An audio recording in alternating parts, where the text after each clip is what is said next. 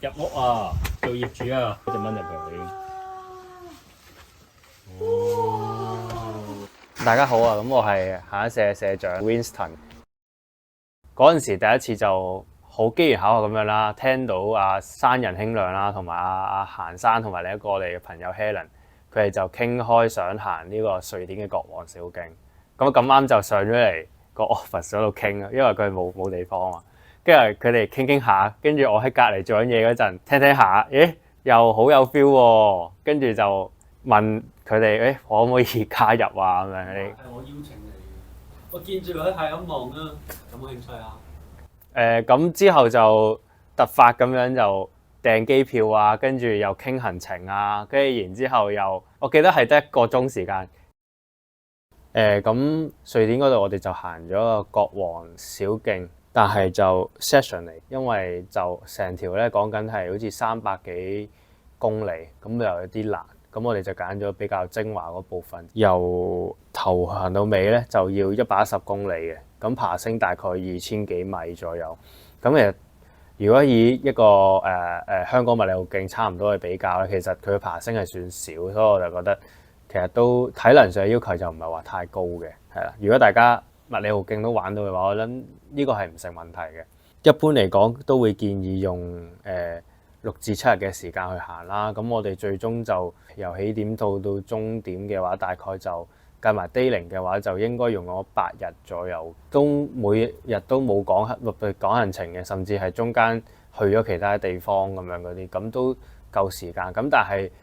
我覺得有個位係大家要注意就係如果係7、8月嘅話，其實佢哋啲雪都係仲未融晒。有幾日其實都講緊係喺雪上面要行，自己嗰陣時先知就係一嚟唔熟啦，二嚟就係每行一步都好辛苦啦。我哋都比較 free 嘅，咁我哋有團友就比較安全為重，佢就揀全部都係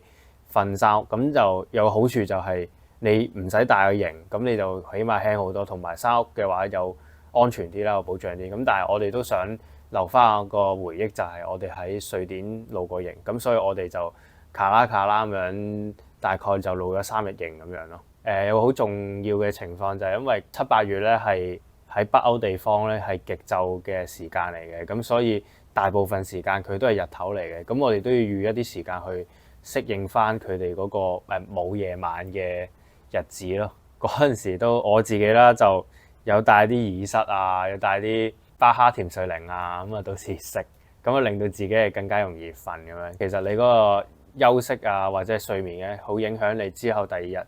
keep 唔 keep 得到去 run 你嗰個本身 schedule 咗要行嘅行程。去到呢一啲比較遠嘅地方徒步，即係唔會好似香港咁樣行一陣就會有個補給點，下一陣有間沙屋，佢可能真係要行成日佢先會有間沙屋。咁如果我哋趕唔到咧，咁我哋就會即係有個補給嘅問題咯。我覺得 dayling 係幾重要嘅。咁 dayling 其實係講緊我哋出發之前，會唔會有一日係空出嚟係俾自己去休息又好，或者係補給又好咁樣。咁因為我幾個 trip 啦，都係因為我覺得有 dayling 咧就會更加好。我嗰陣時行 TMB 咧，咁就同我女朋友一齊行，咁就好彩有 dayling 咧，咁先發現咧原來佢嗰對行山鞋係唔啱佢 size 嘅。咁我哋就用咗嗰一日嘅半日時間咧，去幫佢去晒10幾間喺 Chamonix 嘅鋪頭揾啱佢嘅鞋，咁啱都有佢碼，係啦，跟住就可以喺我哋出發之前咧，佢有對啱嘅行山鞋。咁就如果唔係咧，應該要着之前嗰對咧，係行1、2日咧，佢應該就已經唔行得。咁我哋成個 TMB 都唔使玩，我哋淨係留喺沙木嚟就算㗎啦。咁樣未出發之前咧，就已經有啲嘢賴咗。咁就係咧，我哋嗰陣時諗住慳錢啦，就因為飛好多程啊。咁如果程都要寄倉嘅話咧，咁我哋講緊每人都要俾幾嚿水港紙，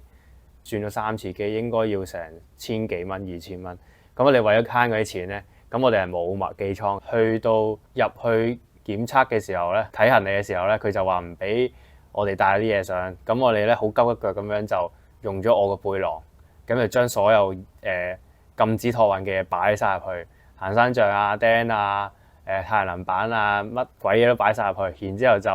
好快好急咁樣就跑過去，就好彩係運到啦。咁但係之後發現咧，就到中途轉機喺瑞典嘅時候拎翻個背囊咧，就發現冇咗塊太陽能板，得翻一塊。係啦，咁因為嗰陣時寄完之後咧，就去到我哋起點一個叫 Abisko 嘅地方，咁就我諗住拎翻個行李啦。點知佢就話我哋寄倉個行李咧，原來同我哋嘅人咧唔係同一架機嘅喎。生活咗廿幾年啦，咁我先知道原來唔係同一架機嘅喎，有機會。唔知係咪因為地區比較偏僻啲啦，所以佢哋都唔係好溝通得到嘅。然之後我哋用 Google Translate 問翻佢班機幾耐先到啦，我唔知係咪有啲誤會啦。跟住佢同我講係4日，跟住我哋嗰一下呆咗，腦空白咗。我哋嗰一日咧已經預咗成日嘅時間俾自己去處理呢一個 jet lag 啊，同埋我哋要 prepare 翻啲嘢，因為嗰時收得埋啦。咁我哋冇諗過要係4日之後先拎得翻我哋嗰啲營啊，我哋啲行山杖啊，我嗰個背囊啦。咁所以 that's why 就會見到有張相，我係由機場去到個市區都係單手拎住嗰個 Niner 入邊就係袋住我啲衫褲咁樣嗰啲。好彩就係我哋有啲人追問啦，跟住就發現原來唔係4日而係4個鐘，咁都叫做放下心頭大石。然之後我哋就行緊講緊，但係嗰陣時都要講緊行2-3，即係4個鐘冇咩嘢做啊嘛，跟住行2-3公里去個 tank 嗰度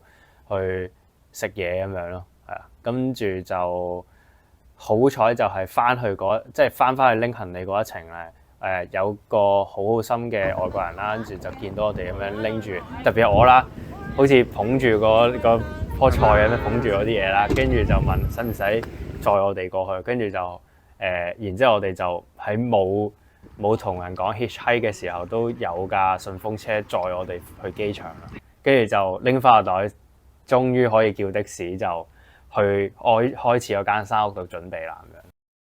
咁第一日其實個爬升同埋距離都比較輕易嘅，咁所以我哋都好輕鬆啦，不停咁影相啦，中間又有個時間去煲個飯啦、食飯啦。咁因為嗰陣時瑞典都唔係好慣食佢啲早餐嘅，都係凍冰冰麵包、齋包、飲嘅嘢、食嘅嘢全部都係凍嘅，咁所以就唔係好慣講真。但係到我哋要開始喺沙度紮營嗰陣時咧，就即係大家會開始有啲意見唔同，因為嗰日咧去到第二朝嘅時候，其實會有少少雨咁樣嘅。我哋其中一位隊友啦，就覺得我哋都係瞓翻沙屋啦，叫我哋瞓沙屋，因為我哋嗰陣時比較夜入到去，咁我哋都冇乜營位可以揀。瑞典嗰度咧係一定要紮喺沙屋附近嘅，如果唔係佢就會犯法啦。咁所以我哋都一定要喺附近揾。咁但係比較唔好彩咧，咁就好多位都靚嘅俾人揀咗。咁我哋係揾咗大概差唔多成半個鐘、1個鐘先至揾到個比較適合嘅地方去紮營。咁同埋當時嚟講都比較多蚊啦，咁就即係都有同隊員傾過係咪真係要入翻去咁樣。咁但係我哋最後都要堅持即係瞓下啦，試下先啦。咁就即係最後真係有啲雨，但係我哋都冇話淋濕咗啊，或者係凍親咁樣。咁都係瞓到去第二朝醒咗之後，再同一個瞓喺沙屋嘅隊友就即係一齊食早餐，跟住就再出發咁樣。不過有個位要注意就係嗰度都幾多蚊嘅。咁夏天嘅話，大家如果係有需要嘅話，就真係要準備下啲蚊怕水啊，或者係蚊網啊。咁第二日嚟講咧，就行咗比較長嘅一個距離。我冇記錯咧，就大概都行咗差唔多10個鐘。我哋中間仲要兜咗去一個類似小鎮嘅地方，睇下有冇啲特別嘢啦。就喺嗰度又嘥咗啲時間咁樣。嗰陣時咧係喺瞓嘅嗰個山屋隔離咧，係有個地方係冇人住咁樣嘅。睇翻資料先知，原來北歐嘅人啦，佢哋會有好興咧，冬天或者夏天嘅時候有個地方咧係俾佢哋度假咁樣。同埋嗰陣時咧係第一日，我哋開始見到真係有雪啊，同埋要過嗰啲溪流。花嘅時間都比想像中多，同埋嗰陣時都要爬升，上到最頂係啲成個山都係雪咁樣。一去到雪嘅地方，特別係嗰個季節，啲雪唔硬嘅，係融雪嚟嘅。好多時候突然間有啲小溪啊，咁如果你係要換拖鞋就好麻煩，嘥咗好多時間。其次就係融雪嘅話，嗰啲雪唔硬咧，你好容易踩到啲唔知乜嘢，你一踩落去可能佢啲雪係去到你嗰個膝頭哥嘅，咁你就舉步維艱咁樣咯。行得越耐啦，就越 feel 到隻腳凍咁樣。我自己就好慶幸嗰陣時係帶咗一啲防水襪啦，同埋防水嘅褲咁樣，即係冇咁易濕晒成個人僵硬咯啲關節。我唔知大家理唔理解到，就係長時間可能啲手浸喺啲冰水度都會開始發麻唔到喐到咁樣。嗰陣時行咗5-6公里左右咧，係真係有呢個感覺。第二日都係比較多事發生嘅，就係我哋就算到咗之後都好啦，即係突然間得一個隊員咧係住過山屋，咁其他隊員咧都係冇乜點住過嘅，所以咧好多時嗰啲山屋禮儀咧，我哋唔係好熟嘅。譬如就係我哋去到瑞典嗰度啦，佢哋要用水咧係要特登去個乾淨嘅水源抽啲水出嚟，然之後有個大嘅鐵桶俾你，跟住稱啲水入去廚房度擺翻喺個位置嘅。咁我哋嗰陣時咧就唔知道咧，我哋係要加翻啲水落去嘅，所以我哋見到個桶有水，我哋就用啦。咁用晒之後又冇加翻啲水落去啦。第二朝起身嘅時候咧，就俾其他嘅山友嘅朋友啦，佢就話我哋點解用完啲水冇加翻落去啊？咁就真係嗰一下就知道啊，原來住山屋嘅話，我哋真係要守翻當地嘅山屋禮儀咯。如果唔係，真係好似呢啲失禮嘅情況咧就會發生咁樣。咁當然仲有一啲就係點樣去洗翻佢哋嗰啲嘢啊，或者污糟水我哋用完啦都要倒啊。咁我覺得就大家要有呢個意識咯，咁就之後慢慢學都可以。咁第3日咧，我哋就迎嚟咗成段嚟講咧，應該係最長嘅一個爬升啦。咁就行走嘅時間都係最長嘅。嗰段時間我諗應該係成程裏邊係最辛苦嘅，因為佢唔單止長啦，佢仲要係 keep 住上咁樣。咁而上嘅地方咧又 keep 住有雪咁樣，所以就成個行程都比預期再慢啲咁樣。咁就算我哋本身已經提早咗出發，都係趕唔到我哋嘅行程啦。咁嗰陣時都係慶幸嘅，就係如果我哋本身已經早一日預咗時間，但係都係咁遲啦。咁如果我哋早一日唔預時間嘅話，應該係去唔到間山屋嘅，因為我哋嗰陣時行完咧，有個隊友咧，其實佢都已經有啲呼吸上唔係好暢順嘅。嗰陣時都長時間雪住嗰啲腳趾啦，因為啲雪融緊，係咁踩落去，佢會係咁將你啲腳趾慢慢啲變凍到冇乜知覺咁樣，你就淨係可以好機械式咁樣行走。嗰段時間就會比較深刻啲。咁但係最後我哋都叫做係夜晚可能8點9點嘅時候到啦。咁如果喺香港嘅話，咁當然係已經夜晚啦。但係因為嗰個極晝啦，所以我哋成日都會行下，就係行到唔知時間就係原來已經9點10點，但係我哋都仲係行緊，因為個太陽都仲未落山咁樣。嗰陣時最尾我哋都係決定露營嘅，又照瞓喺度嘅。聽翻個又係住山屋嘅朋友講咧，咁佢話佢嗰陣喺山屋度好正嘅，因為佢嗰個牀嘅下面咧係有啲位咧係俾佢擺一啲柴啊或者係炭咁樣，咁佢成晚都 keep 住係好暖咁樣咯。因為嗰間山屋係成段最高點嗰個山屋嚟嘅，所以如果嗰陣時我哋就咁出去瞓，都其實真係幾凍。咁就好彩嗰陣時帶個睡袋都帶咗-4度，都頂得到咁樣咯，係啊。咁第4日咧有開心又有唔開心嘅。開心就係終於第2日咧係可以瞓山屋啦。咁但係唔開心嘅位咧就係我哋上去最高點啦，咁所以之後就係落翻嚟。咁落翻嚟咧就發現咧，其實係因為融雪階段咧，佢有好多本身係雪嘅地方咧，都開始融咗一個溪流喺度。我記得嗰一日咧係最多溪流嘅行程嚟嘅，係啊。咁我哋就好彩咧，就我哋有着防水襪啦，同埋防水褲啦，所以就唔需要成日去換鞋。但係我哋有一個朋友咧，就因為冇啦，所以佢就係咁換嘅。喺嗰個地方咧，都花咗好多時間咯，係啊，因為佢好多地方都係俾雪鋪住啦。開頭嗰條路真係唔係好睇得清楚嘅。咁好彩係有啲路標望到我哋先至行得到，有個好大嘅紅色交叉咁樣。咁同埋佢哋嗰啲水都幾深嘅，因為嗰陣時都比較急啦，同埋佢去到大髀個位啊，咁所以真係有個必要係着防水褲，如果唔係真係底褲都有機會濕埋。然之後咧去到一山屋咧開始好爽啦，因為佢某部分山屋咧係有個桑拿房喺度嘅。咁咧呢個我相信都係北歐嗰一啲山屋嘅一啲特色嚟嘅。之後去瑞典或者其他地方都係冇嘅。好特別嘅有桑拿啦，瑞典人一般做法咧就係會先焗咗桑拿，跟住咧跳去隔離嗰條冰嘅河裏邊浸佢大概幾分鐘左右，跟住再上翻嚟，跟住又再焗桑拿，跟住又再跳落去嗰條冰嘅河嗰度。佢哋好中意玩呢一種可能係歐式嘅冰火咁樣，係啊。除咗你有呢個桑拿房之外咧，我哋嗰陣時咧準備咗幾日嘅嘢食已經冇晒啦，咁我哋要再買補給啦。佢哋當地每一間沙屋咧，其實都會有個地方係俾你買嘢食、買補給、煮糧啊、一啲零食啊，甚至係啲湯啊，佢哋都會有嘅。如果你補給嘅話咧，瑞典嘅沙屋係唔接受信用卡嘅，除非係一啲比較大嘅站，譬如係 Abisko 啊或者係 Nika 嘅一個大型啲嘅沙屋啦，已經係講緊係叫 Mountain Station。因為比較普通嘅就叫 Carbon， 咁 Carbon 啊，一般唔係一頭一尾嗰啲咧，佢哋就淨係收現金係啦。咁提一提大家先，因為我哋嗰陣時都好多溪流啦，所以我哋到咗沙屋之後咧，我哋都要將我哋嘅一啲裝備啦，就放去一個乾燥室嘅地方。基本上好多地方嘅沙屋都會有㗎啦，自己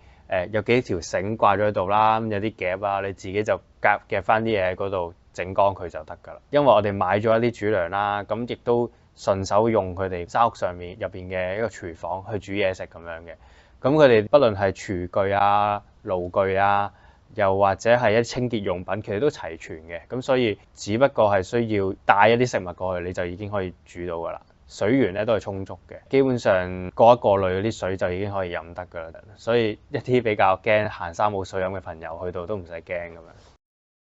咁第5日咧，我哋就露營啦，咁就有去經過一個地方，多啲接觸一啲野生動物，咁發現咗幾件趣事嘅。咁就係我哋嗰陣時行緊平路啦，咁經過一啲地方有啲雀喺度飛嘅，咁我哋嗰陣時冇為意，越行得越多嘅時候咧，發覺越嚟越多雀啦，跟住佢哋咧係會喺你附近盤旋咁樣啦，跟住然之後又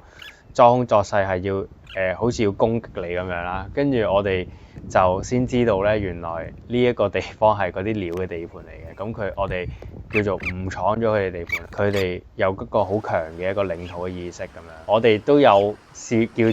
做玩咁樣同佢交戰幾個回合，但係當然啦冇動物受傷嘅係啦，第一次發現原來啲雀係都可以有咁嘅攻擊性嘅喎，就算佢身形比你細咁多咁樣，跟住咧就再耐少少咧，就開始又見到一啲鹿咁樣，終於就見到佢哋好多嘅鹿啦。咁其實嗰個地方咧，以前嘅原住民咧係以鹿為生嘅，嗰陣時就幾壯觀嘅，因為嗰陣時我哋係幾日都冇屙屎，跟住就喺個地方跟翻嗰啲指引去屙屎，跟住屙下就望到成大班嘅鹿喺你面前經過咁樣咯。通常玩呢一啲徒步都會見到嘅就係你可能第一 day 1撞到一個人，咁你 day 2、day 3大家行程差唔多，都會撞翻同一班人，就慢慢去熟。咁我哋又撞翻一個瑞典人啦，咁我就同佢喺入邊，因為咁啱大家喺沙屋休息，咁就吹咗陣水啦。佢就同我哋講wing gear 咁樣，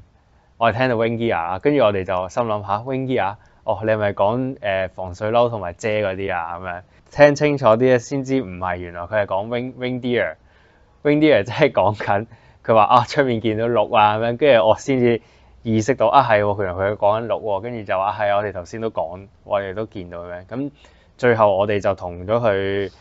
因為嗰陣時我都仲有代理乾燥飯啦，咁就同佢交換咗包當地嘅乾燥飯咁樣就。影咗張相咁樣握手咁樣，就幾特別嘅一個回憶嚟嘅。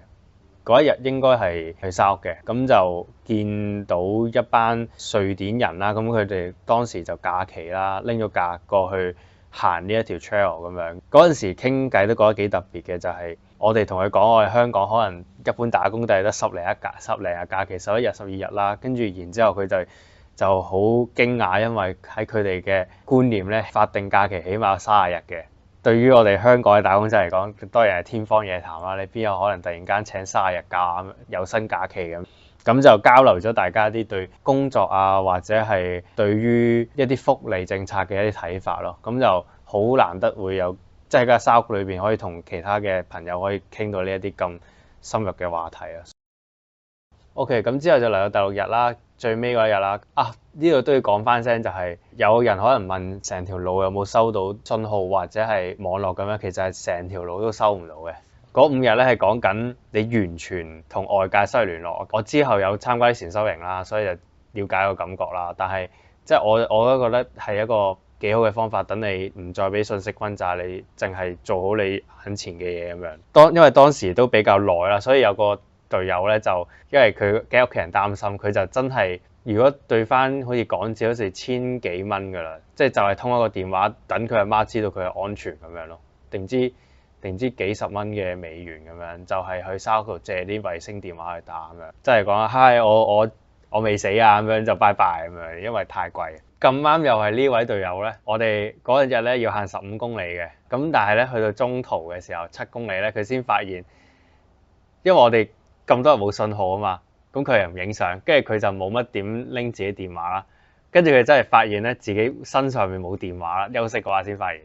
跟住就大鑊啦，諗緊會唔會係跌咗或喺邊度咧？最壞情況就梗係留咗喺間沙屋度啦。你呢部分行嘅7公里就廢咗，然之後你要行多7公里翻嚟，再行多7公里翻嚟，先至追得上去進度而拎翻個電話。最後咧真係好唔好彩，佢沿路揾咧都係揾唔翻嘅，係去翻間沙屋咧先至有人幫佢 keep 低。當時問翻咧，其實啲職員都係好好嘅，佢哋係講如果佢嚟唔到都好啦，佢會揾啲去同我哋去同一個沙屋嘅地方，俾翻部手機我哋咁樣嘅，但係都係當然最好就唔好麻煩人啦，所以最後都係行完中途休息個位，跟住又行翻去拎翻個電話，跟住再行翻中途休息嗰個位，咁所以佢嗰日應該都行咗成30公里咁樣。好彩咧，佢真係好快嘅，咁最後我哋都可以趕得切個時間去翻間沙屋度，因為嗰間沙屋係叫做 Mountain Station 咁嘅嘢，就好大間，跟住然之後可以喺入邊補給啊，又食晚餐咁樣。我最記得嗰陣時食咗400-500蚊啊，都講緊係啦。咁啊有魚啦，有前菜啦，有甜品啦，有湯啦，都幾豐盛。食咗幾日乾燥飯嘅人嚟講咧，係好正嘅體驗嚟嘅，係啊。咁甚至佢有啲叫做瑞典嘅靚女啦，咁啊介紹下啲菜啊，點樣食啊，用咩新鮮嘅材料啊，用翻當地嘅材料啊，咁樣都成件事係辛苦咗咁耐之後，你會覺得係一個獎勵咁樣咯，係啊，係啊。咁所以你嗰一下就算係貴都好啊，你都覺得係值咯，因為你知道係山嚟，靚啊靚啊嗰度。嗰陣時咧係夏天啦，咁啲人就會行山，但係冬天嘅話，嗰個其實係一個滑雪嘅中心嚟嘅，同埋嗰陣時要去呢啲大站先會收到網絡咯。咁嗰陣時真係同屋企人又好，同另一半都好，都煲咗好耐電話粥，因為係成5日，即係比較少係5日都完全唔知你個人去邊啊，又唔知你死咗未啊咁樣嗰啲。諗翻起嗰晚都係幾溫馨，同埋嗰一日叫做成個團隊個氣氛係最好咯，因為前嗰幾日其實大家對於住唔住山屋，咁有啲人有啲隊友佢情況唔係咁好喎，身體狀況唔係咁好喎，咁係咪真係仲照原定計劃去露營咧？即係大家係呢一啲位其實都有好多爭拗嘅，咁但係當然而家睇翻就係呢啲事出發點係好啦，咁亦都令到我哋學識咗點樣即係同人哋相處，因為講緊唔係講緊1-2日啊，即係 camp 完一晚就走，佢係講緊4-5日，咁即係有啲咩事即係有個隊員都係中間有試過整親隻腳嘅，刮傷隻腳趾，跟住又扭傷隻腳啦。咁呢啲位嘅時候其實就好講大家點樣互相幫助咁樣。咁如果大家溝通唔好嘅話，其實即係講衰啲就係，喂，我驚雨我都唔會講出嚟咯。咁但係 so far 就好在大家個互信程度高，我哋即係唔怕雨啊，傷咗都直接講，咁你就叫其他隊員幫手咁樣。第7日咧就終於翻市區啦，咁嗰陣時就真係發現咧，有個前一日咧去跑去拎電話嗰位隊員咧，佢就真係應該係因為太短時間之後行太耐啦，咁就令到佢隻腳唔舒服嘅。但係佢都好堅持啦，咁就即係嗰陣時有15公里，咁佢都係行，講緊已經係行到差唔多一半左右，佢先至我哋游說佢係啦，唔好咩啦，唔好死頂啦，咁啊就我哋就搭船過去算啦咁樣。咁我哋嗰陣時咧就決定，以佢嘅情況着想咧，就大家唔繼續行啦，搭咗一次船咁樣咯。咁但係嗰隻船都幾貴，即係諗翻起講緊係大概3公里左右啦，搭咗我哋慳咗嘅腳程3公里啦，300蚊一個人咯，超貴係啊。跟住但係嗰一下就大家都係我自己啦，或者我諗相信大家都係就係想以隊員嘅嗰個健康為先，即係佢嘅情況為先，所以都唔理咁多。咁大家咪當多個經驗去喺瑞典搭船咯咁樣。嗰架船咧，如果冬天嘅話咧，係應該係俾人去睇極光嘅，可能嗰陣時先覺得值300蚊咯。嗰陣時係日頭又冇咩睇，係啊。咁你淨係慳咗3公里啊！覺得話你真係揾笨啫。行咗少少咗啦，就去到市區。咁嗰陣時都喺終點都好感動，嗰一下就大家喺個 N 嗰個門牌下面啦，就一齊影咗張相咁樣咯。之後就真係住間複式單位啊，2層啦，住大屋啊，跟住大家霸翻自己個位啊，跟住又有啲人係話：喂，你快啲記得閂門啊！如果唔係俾啲蚊入嚟啊！即係多蚊啊喂，入咗好多蚊入嚟啊喂！開始翻之前嗰啲嬉戲嘅狀態咁樣嗰啲，咁大家因為大家完咗之後放鬆啲，亦都有多少少時間去做正經嘢嘅，就要跟翻啲正經嘢啦，咪有往朗嘛。咁如果要長時間 me time 休息下嘅話，亦都有足夠嘅時間去做咯。再喺最夜晚嘅時候食一個喺餐廳度食個西餐咁樣，大家就叫做慶祝咗咁樣咯。入屋啊！要敲門敲咗先，先喎，係啊，敲門先咯。做業主啊！耶！跟住飛咗隻蚊入去。哇！哇！哇！哇！哇！好多蚊啊喂！入咗好多蚊入嚟啊喂！哇！睇張出哇！好搞笑啊！哇！哇！ 4間房啊，你哋2間房，一人1間房好嘛？就一人一間房咯。一人係啊，有咩？有咁多咩？